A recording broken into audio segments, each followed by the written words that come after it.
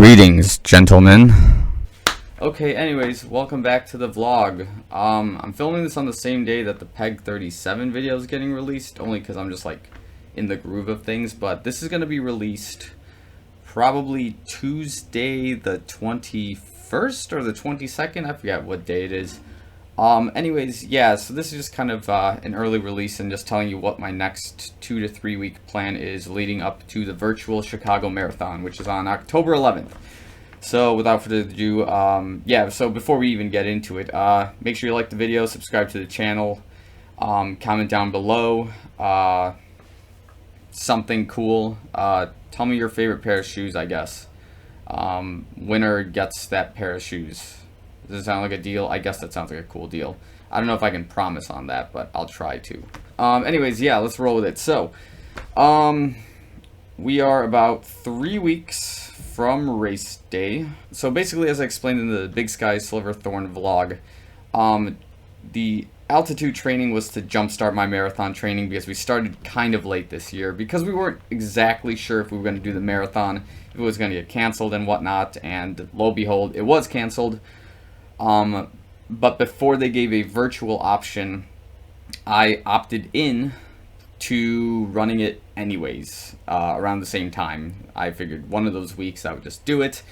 So then, of course, we did the training in Silverthorne, Big Sky. Everything went well besides a few hiccups and setbacks, such as blisters on my feet, some major exhaustion up in altitude. And then we got back to about 8,800 feet elevation here in Chicago, and we managed to put in some really good distance runs. Of course, a few setbacks in that process as well. I don't think I've ever not had a marathon training regimen where I didn't experience some kind of injury. I think last year I had a serious deal with like the IT bands, probably on both sides. I know one year I had major shin splints. Another year I thought I tore my soleus muscle off my calf. Yeah, I had some crazy things going on in marathon training. And that's one of the things you learn through training, is that you're just going to get injured a lot, possibly. Or you just learn how to basically train through those sore points in your training, whether it be through weight training, taking some time off, cross training. You figure it out, basically. So this year, the peroneal tendon in my right foot flared up almost immediately after my first 15-mile run. This is because I wasn't running major distance for a little while, and we put in a huge effort, a huge distance, all at the same time, and we just basically shocked my body there, and my right ankle was kind of given out for a little while. And it was sore because I was only able to supinate my foot for a very long time, and I couldn't pronate it without just the tendons on the outside of my foot hurting, basically. And then we took a little bit of a week, very easy. We just kind of deloaded.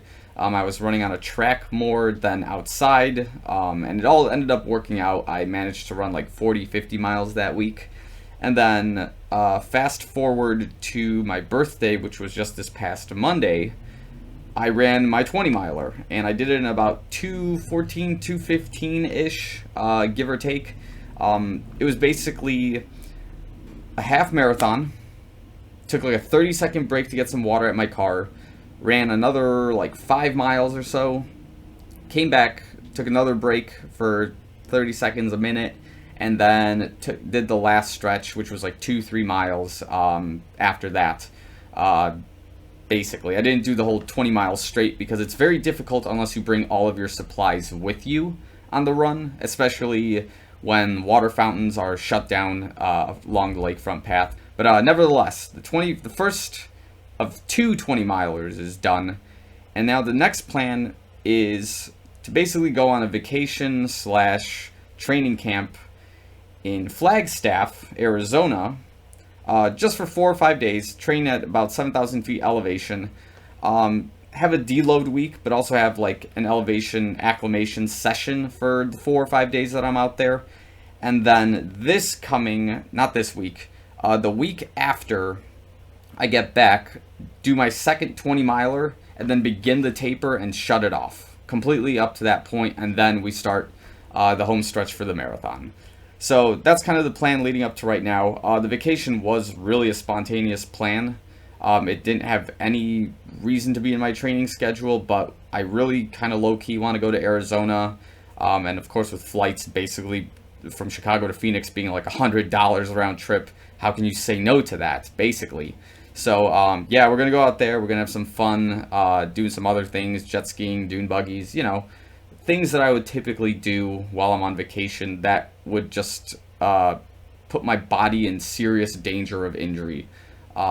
That's kind of how I like to play my sport, kind of dangerously in that sense.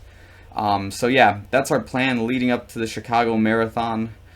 And I do plan on uploading this the Tuesday that I'm flying out. So by the time you're seeing this, I'm probably on a plane right now on my way to Flagstaff. Well, first we got to fly into Phoenix, then we drive to Flagstaff. Whatever, fine. So anyways, yeah, it's going to be a power week of basically me just popping videos like I did for Big Sky and Silverthorne. So prepare for that. Hopefully I can get a daily release again. So anyways, like the video, subscribe to the channel. The Chicago Marathon virtual experience is going to be in like less than 4 weeks. I would love to be able to live stream it on YouTube and or Facebook or Instagram. If you're subscribed, we'll get the notifications for that as well. And it's going to be a really sick time. Of course, the goal for the virtual Chicago Marathon, break 3 hours. Please to God, can I break it? I hope so.